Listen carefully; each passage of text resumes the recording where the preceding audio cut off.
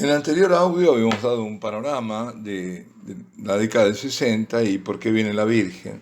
Y decíamos que vino a resituar también, sobre todo, la Eucaristía, poner en el centro de la iglesia, de la vida nuestra, eh, porque nos advertía de los peligros de la pérdida en la fe eucarística. En toda esta urdimbre tejida por nuestra Madre del Cielo, con sus diferentes apariciones a través del tiempo y del espacio, en cuanto al tema de la Eucaristía, Garabandal es muy, pero muy especial. Ella que aparece como Nuestra Señora del Monte Carmelo o del Carmen, vino a llevarnos a su Hijo, resaltando la presencia eucarística del Señor en medio de su iglesia, no solo por medio de mensajes, sino también por gestos. Gestos de adoración, de reverencia que les hacía hacer a las niñas, por las comuniones místicas que recibían del ángel, por el milagro del 18 de julio de 1962, en que la Sagrada Hostia, dada por el arcángel San Miguel a Conchita, se hace visible en su boca. Por fin, en Garabandal se anuncia un futuro gran milagro que va a acontecer en un día de un santo mártir de la Eucaristía. Y no solo es eucarística, sino es escatológica. Porque fijémonos bien, el ángel que se les aparece a las niñas es el arcángel San Miguel, quien viene a anticiparles la visita a la Santísima Virgen. Como en Fátima antes y en Akita después, es un ángel el que prepara la aparición de la Madre de Dios. En Garabandal, sin embargo, el arcángel San Miguel no se limita a preludiar la venida de la Virgen, sino también a dar el último mensaje. Este arcángel es nada menos que el príncipe de las milicias celestes o celestiales, a quien nosotros invocamos particularmente a los exorcismos. Es el protector de la iglesia. ¿De dónde viene todo esto del protector de la iglesia? Viene ya de que era el protector de Israel, ¿no? Ese nuevo Israel es la iglesia. También se dice que es el ángel custodio de la Virgen, ¿eh? Ha sido el ángel custodio de la Virgen. Bueno, ahora no, pero era, ¿no? Y quien aparece en el Apocalipsis en los combates finales. Ahí está la parte escatológica. Por este motivo, porque en los mensajes se alude a la copa que se está llenando en el año 61, y luego la copa que rebosa en el 65, que es la copa de la ira de Dios, con el agregado de alertarnos, estáis en los últimos tiempos.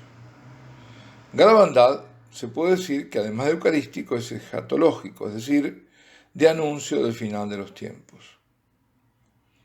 Y también, con respecto a esto del final de los tiempos, se alude, ¿no? Siempre se dijo, y nos ha sido desmentido por otro lado. Además, lo ha comentado la madrina de Conchita y tía, la hermana de la madre, Maxi, que Conchita le dijo a su madre, a su tía, cuando estaban escuchando las campanas que tocaban a muerto por el deceso del Papa Juan XXIII, comentó que quedaban solo 3 papas antes del final de los tiempos. Antes del final de los tiempos, 3 papas. Porque aclaró después que la Virgen le había dicho que uno no lo contaba porque su pontificado sería muy breve, que evidentemente se trataba de Juan Pablo II. Si hacemos la cuenta, saltamos Juan Pablo II, muere Juan XXIII, queda Pablo VI, Juan Pablo II y Benedicto. Es decir, con el Papa Benedicto se cumple que a partir de ahí comienza el final de los tiempos. Si como uno lo quiera contar, comienza ahí. Es decir, que estaremos ya en el inicio de estos tiempos finales. Y tal impresión concuerda con el hecho objetivo de la apostasía que está fuera y dentro de la iglesia. ¿Qué es esto del final de los tiempos? El final de los tiempos es la cercanía a la parusía, a la segunda venida de Cristo. Ese es el final de los tiempos. Debe entenderse como el final de los tiempos dados a los gentiles o a las llamadas naciones para aceptar a Cristo. ¿Quiénes son las naciones? Aquellas que no son Israel. Es decir, nosotros venimos de los paganos. Entonces, es un tiempo para aceptarlo. Después viene el juicio de las naciones. Todo junto viene. Bueno, viene una sucesión. Pero viene el juicio de las naciones. Ya ese tiempo de las naciones termina. Es el tiempo en el que la iglesia haya debido anunciar el evangelio a todo el mundo, ¿no? Haciendo prosélitos como manda el Señor a sus discípulos antes de ascender a los cielos. Id y haced discípulos a todas las gentes, bautizándolas en el nombre del Padre y del Hijo y del Espíritu Santo y enseñándoles a guardar todo lo que yo os he mandado. Es Mateo 28, 19, muy claro el mandato del Señor, hacer discípulos, ir a las naciones, a todas las gentes, es decir, está hablando a estos apóstoles judíos, id a las gentes, id a los que no son judíos, id a todo el mundo, a Israel y a todo el mundo, a bautizarlos, a hacerlos hijos de Dios. Todas estas cosas hay que volver a decirlas, pues están diciendo cada barbaridad. Se es hijo de Dios solamente si se es bautizado. Todo cristiano es hijo de Dios, sea bautista, sea pentecostal, lo que sea, porque estamos bautizados en el nombre del Padre, del Hijo y del Espíritu Santo. Si no está bautizado en el nombre del Padre, del Hijo y del Espíritu Santo, por más que se llame cristiano, será una secta, pero no será cristiano. La Iglesia Católica reconoce el bautismo de otras denominaciones cristianas. Pero lamentablemente no ocurre lo mismo, al revés. Si un católico, por desgracia, se pasa a ser protestante, pues, por desgracia para él, digo, ¿no? ¿Qué va a ocurrir? Que en muchos lugares le obligan, lo bautizan de nuevo. Bueno, esta es una cosa muy antigua que viene de que la Iglesia ha aceptado el bautismo de otros, ¿no? Ahora, hay que bautizarlas ¿para qué? Porque esa es la forma concreta de haber aceptado a Cristo, de acoger a Cristo. Eso está clarísimo, está clarísimo. Vino a los suyos y los suyos no lo recibieron, pero aquellos que lo recibieron, Dios les ha dado el poder de ser hijos de Dios. Recibir a Cristo significa recibir el bautismo, incorporarse a la iglesia por ese bautismo, formar parte del cuerpo, ser miembro de este cuerpo místico cuya cabeza es Jesucristo. Y eso es único Salvador de los hombres, único. Todo esto debe quedarnos bien porque estamos en medio de una apostasía donde estas cosas se están negando sin decir que se niegan. Se está dando a entender de que las religiones son todas las mismas, que todos son caminos de salvación, que son queridas, que por Dios, que Él no hace diferencias. No hará diferencia de hombres, pero a todos los está llamando. Los está llamando a ser hijos de Dios, incorporarse, ser hijos en el Hijo, el único Hijo de Dios, el único, unigénito, Hijo de Dios, generado por el Padre desde la eternidad, y Jesucristo es el Verbo eterno que se encarnó en María.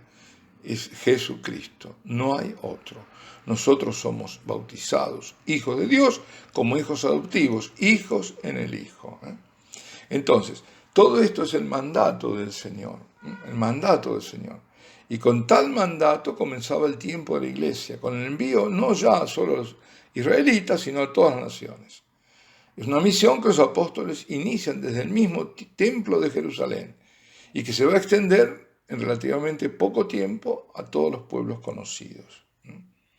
Esa onda expansiva han llegado incluso a Santo Tomás a la India, es decir, San Pablo se dice que llegó a España y Santiago vino a España, es decir, a ese mundo conocido, hasta el mundo, después venía el mundo ignoto, ¿no? Pero venía a la Finisterre, hasta el final de la tierra conocida. Por eso es muy importante tener esto presente. Perdón si me detengo un poco, pero hace falta. Hace falta porque justamente, vuelvo a decir, esta es una señal del final de los tiempos. Esta apostasía dentro y fuera de la iglesia, pero es la de adentro. Es donde ahí estamos ya de pleno en el final de los tiempos. Que no es el fin del mundo, es el fin de un mundo. Y al respecto, querría evocar un recuerdo que en muchos nos dejó una fuerte impresión. Fue el 8 de abril de 2005, en Roma. Yo estaba en esa misa funeral, como han estado muchísimos, la misa funeral por Juan Pablo II. Cuando se podía ver incluso por las pantallas, y creo que fue también por televisión, que sobre el ataúd estaba colocado el Nuevo Testamento. Era el Nuevo Testamento, no era la Biblia completa, era el Nuevo Testamento. Y soplaba un fuerte viento sobre el sagrado, ¿no? Sobre ese espacio. Sobre todo ahí soplaba fuerte el viento, el resto no, pero ahí era llamativo. Y las hojas del libro, que estaba abierta, empezaron a pasar por el viento hasta que llegó un momento, al final casi ya, ¡bum!, se cierra el libro por completo. Hubo quienes lo interpretaron un signo profético. Con el Santo Padre Juan Pablo II terminaba el tiempo en que el anuncio de salvación había alcanzado todos los confines de la tierra. ¿Por qué? Porque esto es bueno y es oportuno recordar. Los viajes del Santo Papa Juan Pablo II eran movidos por su celo apostólico para anunciar a Cristo, no para dialogar. Él iba a anunciar a Cristo al mundo y para, como se ubicara en la tierra, dar testimonio de él. A eso iba. En la culminación de los tiempos finales, Dios juzgará a las naciones. Signos concomitantes de esos tiempos son también la profusión de guerras, hambrunas, pestes, terremotos. Repito, la apostasía general, la persecución de los cristianos, la aparición de falsos profetas, falsos maestros, estamos llenos de esto, falsos teólogos, la iluminación de Israel, Dios quita el velo y los judíos reconocen a Jesús como su Mesías, que esto, dicho sea de paso, está empezando a ocurrir. Por lo menos está todo un movimiento de los judíos mesiánicos, yo los he conocido, que son judíos, que siguen siendo judíos, hace recordar a los cristianos judaizantes del comienzo, a los cuales se oponía Pablo, porque siguen manteniendo todas las tradiciones, pero dicen Jesús de Nazaret es el Mesías de Israel. Esto era impensable hace unos años, hace unas décadas, y es un movimiento que está cobrando fuerza dentro de Israel, lo ahogan, en Israel lo están ahogando, incluso si saben que hay un judío es mesiánico, no le dan la nacionalidad, hasta eso. El otro de los, digamos, signos clave de los finales de los tiempos es el enfriamiento de la caridad, la corrupción, la perversión generalizadas. Todos estos ya están en acto. La abominable desolación, que será la falta de la misa, la falsa Eucaristía, en lugar de la verdadera Eucaristía, el sacrificio de la Eucaristía, porque la desolación, ¿cuál es? Es que donde tiene que estar el sacrificio, ya no va a estar más. Ya se va a poner el ídolo ahí delante. Y la venida del anticristo.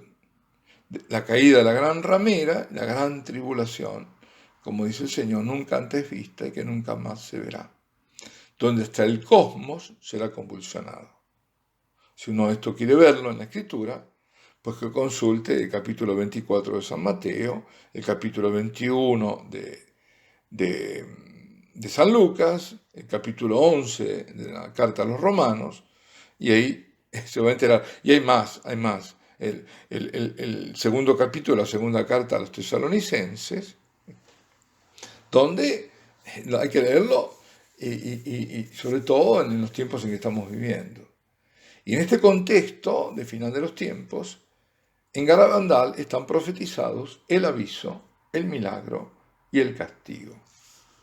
Y aquí nos detenemos. Alabado sea Jesucristo.